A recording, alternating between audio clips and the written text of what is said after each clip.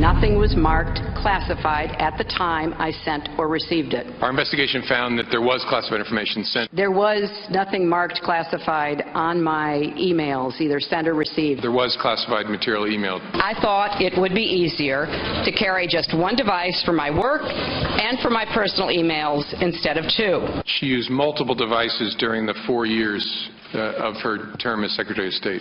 In looking back at our investigations into the mishandling or removal of classified information, we cannot find a case that would support bringing criminal charges on these facts. Well, you've seen many of those clips, or at least portions of them, before, but doubters are looking at them in a whole new light now that the FBI, in a classic Friday holiday document dump, has released its report on its investigation of Hillary Clinton's email practices. It shows a degree of carelessness, her critics would say, that we have not seen before. I think what's striking about what came out today is the brazenness.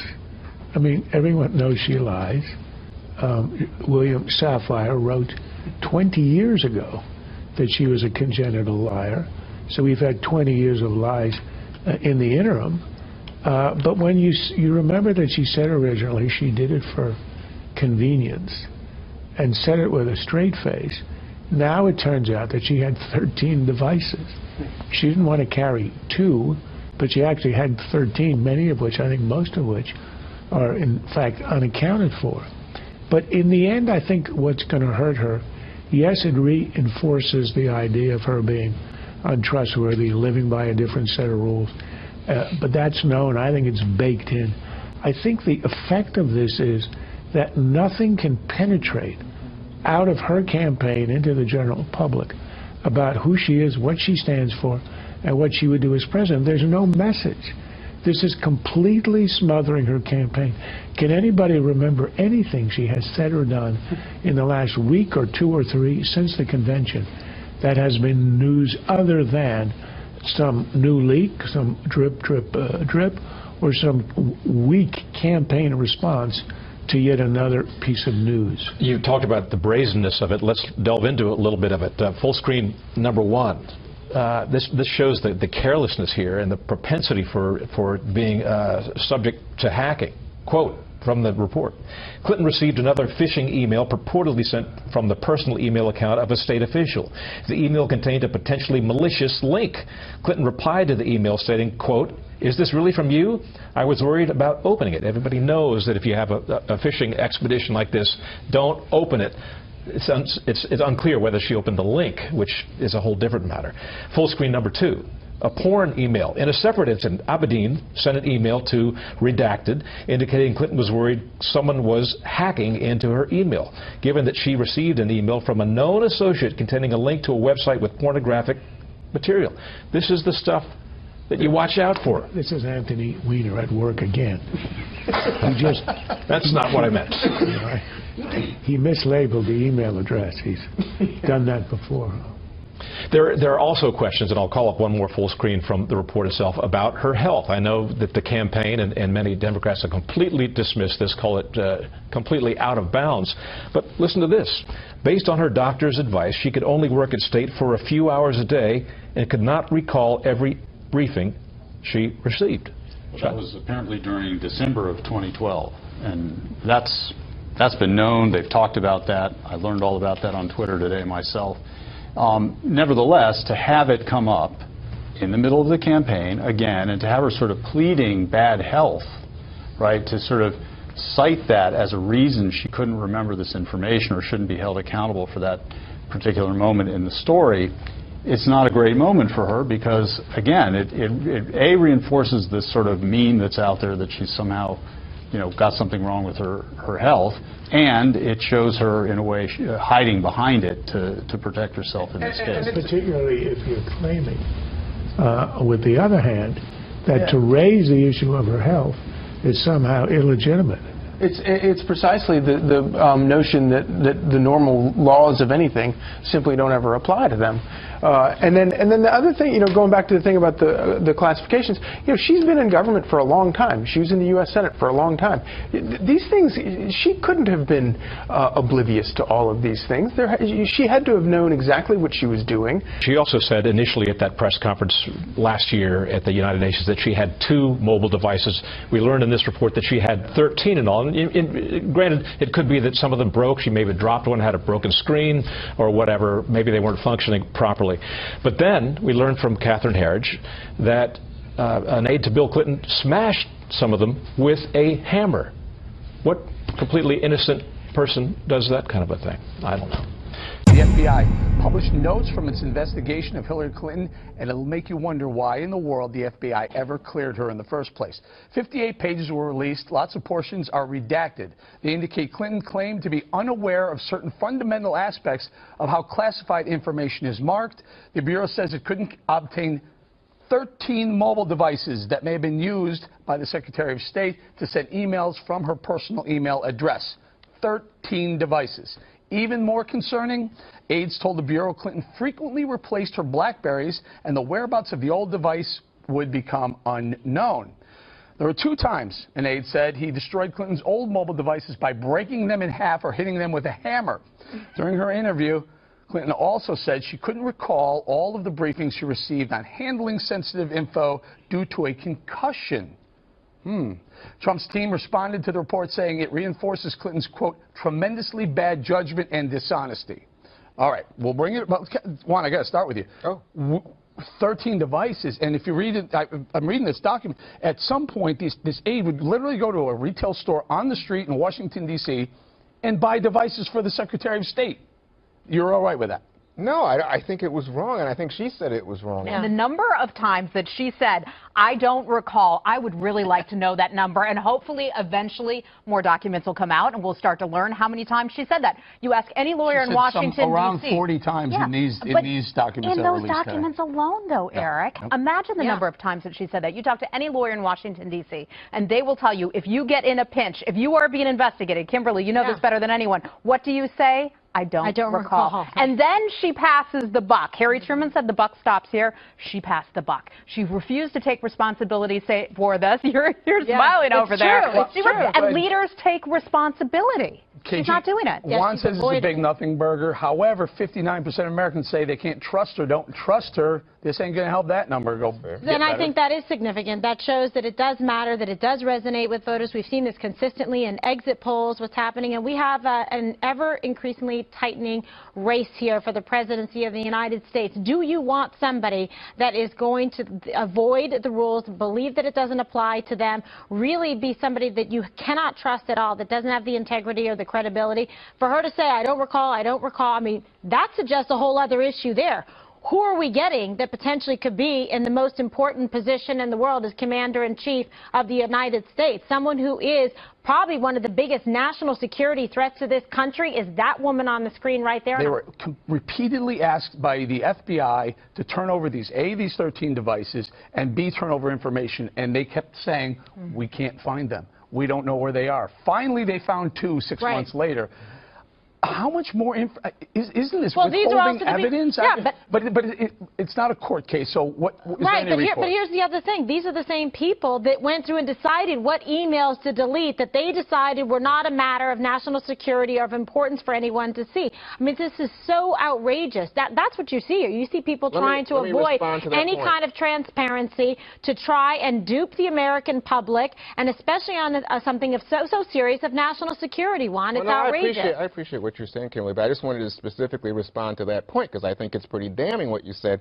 And the FBI in this report said there was no effort to purposely delete or conceal emails. That's what they said. Then why did they do it? I don't. Why did this archive inbox disappear? Yeah, I read that too, and I don't remember. And why did she contact Colin Powell in 2009, which he said to her, "Be very careful"? That kind of suggests that she had intent. Give me a break. They bleached it like crime scene laundry. They did. Okay? That's what happened. They bleached half of it. But also in this doc, I'm reading this. I'm like, here, you talk about this.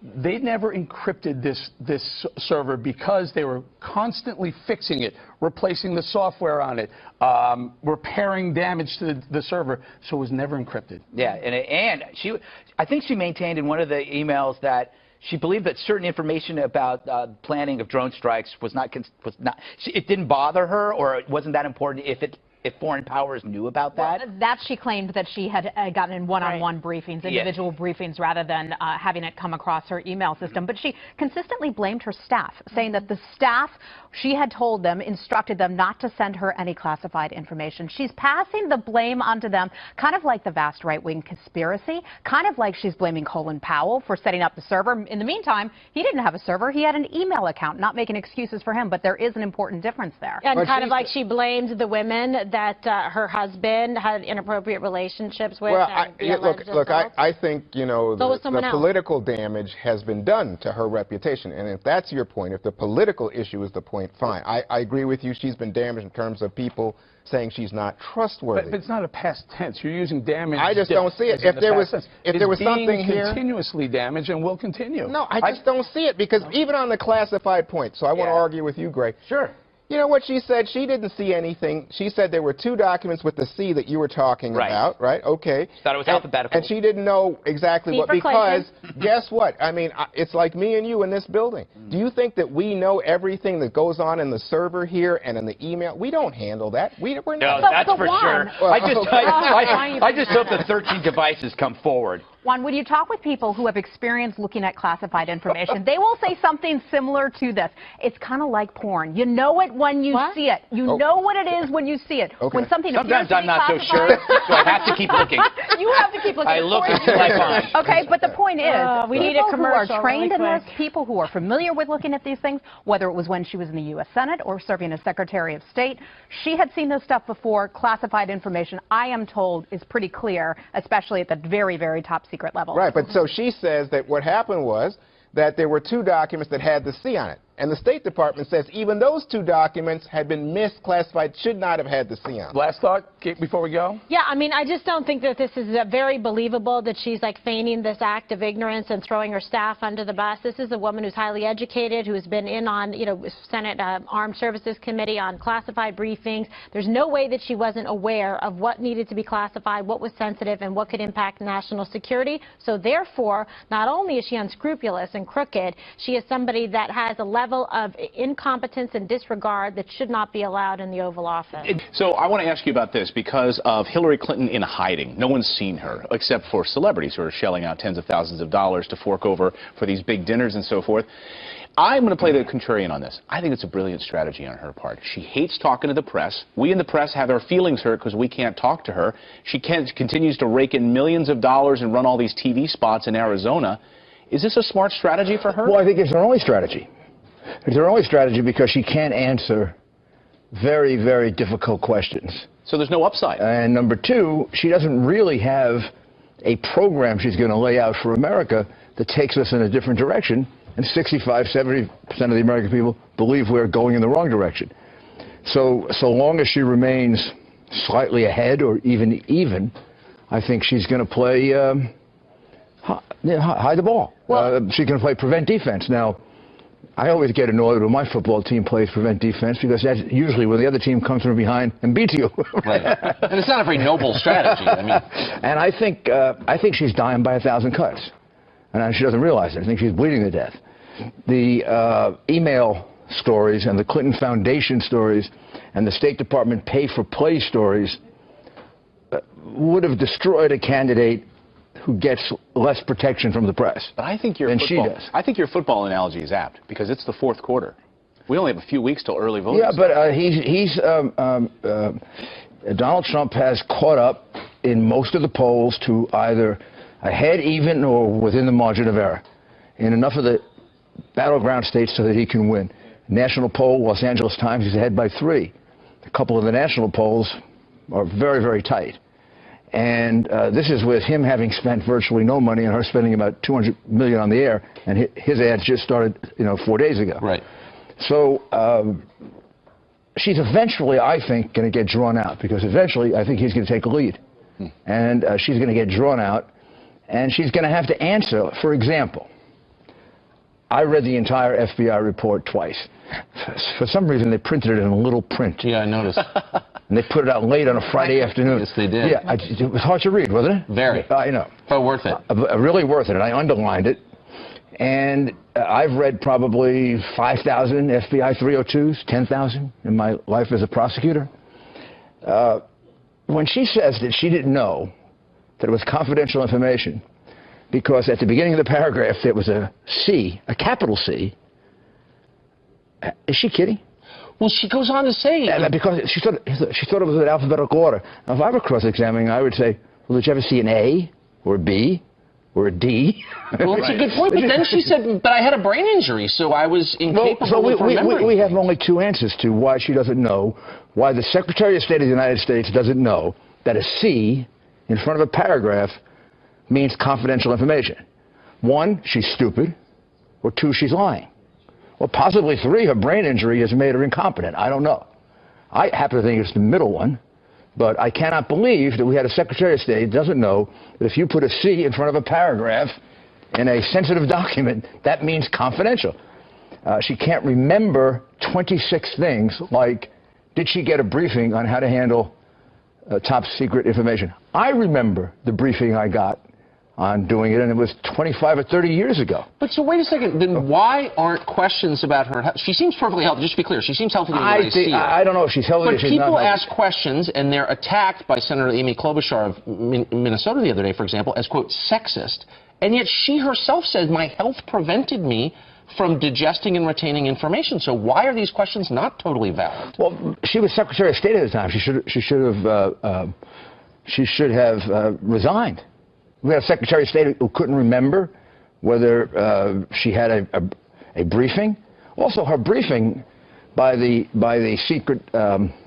CIA on how to handle classified information took place before her so-called brain injury. Right. Why can't she remember that?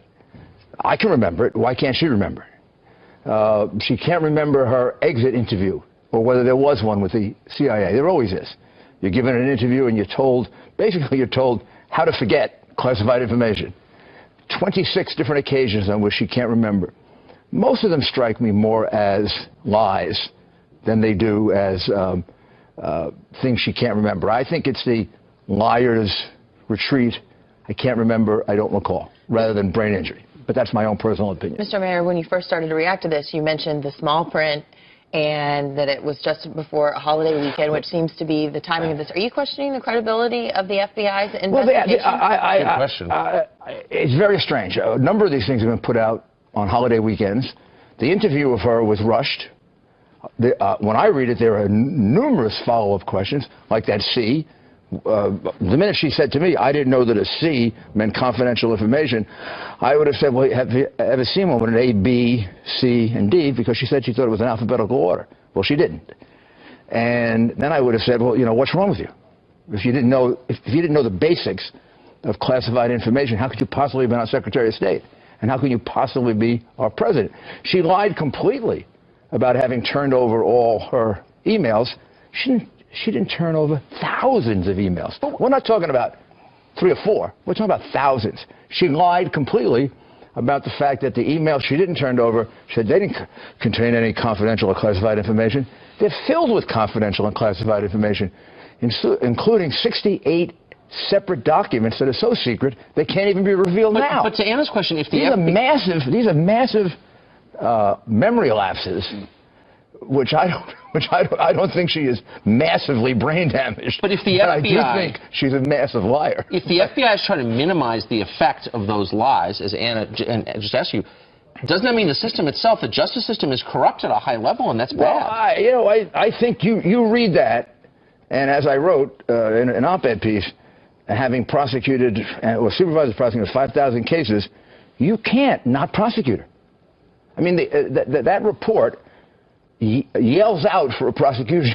I mean, she violated so many laws, obstruction of justice. How about destroying her smartphones using a hammer? Well, I mean, criminals do that. How about using bleach bit? These are the things. These are all the things that in a criminal case, if you're an experienced prosecutor, these are the things you use to prove intent. Somebody threw the gun away. Right. Somebody filed the serial number off. Somebody in a white-collar case, somebody destroyed the records. Well, these are the things that Donald Trump has been talking about while Hillary Clinton is not doing press conferences. Donald Trump out in Detroit speaking to African Americans. It's amazing to listen to the liberal press sort of falling over themselves as they watch Donald Trump try to court the black vote. And he's done it a couple of times, and it seems like the liberal press can't stand it. They come out of the woodwork. Yeah. They get so upset about it. Like, how dare you come in here and talk to black voters? Sure, we own this vote. I mean, you know, we own this belongs. We own this vote. And the reality is, they've been criticizing Republicans for 40 years for not reaching out. So you can't win. If you don't reach out, you're a racist, and if you do reach out, you're a racist. The reality is, and here's why I think the speech was so important and historic in many ways. Donald Trump went to the African American community with what I call our solutions, conservative solutions, which is what I did in New York. And I'd like to compare New York to Detroit. When I took over New York in 1994, we had 1.1 million people on welfare. When I left, it was 500,000 people. We had 10.5% unemployment. When I left, we had 5% unemployment. And we had approximately per capita the same kind of murders they have in Chicago, and we went down to something like 500. We reduced it by 65%. And I utilized all conservative principles. I didn't increase welfare. I didn't increase food stamps. I didn't increase dependency. I made people on welfare work. I incentivized my welfare workers to find work. And I said to people in the poor communities of New York City, which are not all minority, I'm going to restore for you the ladder to success in America, which is a good job and a good education. If I give you those two things, now it's up to you to succeed. And what you've been deprived of by the Democratic Party and the Democratic leadership in all these cities is both a good education, rotten school systems, and Hillary can't move on that because the teachers union owns her. Of course, right. And no jobs because you're taxing so high. Nobody has room to build or grow. While you're here, can I ask you some fashion advice? We have a picture of you in a hat, a new hat. Oh, yeah, a similar hat to Donald Trump's hat, but it says, what does it say? And what does it mean? It says, make Mexico great also. And the idea of that was that when we went to Mexico to meet with the president, we had, the Trump campaign had 40 hats made up like that. And we were going to give them 20, we were going to keep 20. Well, they took 38 of them. And we only had 2 left. Did the president of Mexico take one? Oh, yes. Yeah, he took one. Did he wear it? I don't know if he wore it, but he took it. And then all his staff would grab it in the bag and take them. And the whole idea of that is we can do this in a cooperative way with Mexico. The reality is we have an illegal immigration problem coming over the border from Mexico. They have an illegal immigration problem on their southern border from Guatemala, Honduras, and El Salvador. Almost as bad, if not worse than ours. Some of those people that come from those countries stay in Mexico. Some of those are coming across the border with us. So in some ways, there's more empathy for our problem than you realize in Mexico. Plus, what we found out in the meetings in which Donald Trump, I wish it could have been just shown on television. His understanding of trade is really terrific. And what we both realized is we have a common problem, China. Our imbalance with Mexico is one thing. Our imbalance with China is dramatic. Of course. And their imbalance with China is about like ours. And we talked about how we could work together on joint cases in which they're doing illegal dumping, they're violating rules. And maybe if the United States and Mexico went together on these things, we would have a bigger impact. And they'd be welcomed on the tarmac just like President Obama was without a red carpet. Thanks, Mr. Mayor.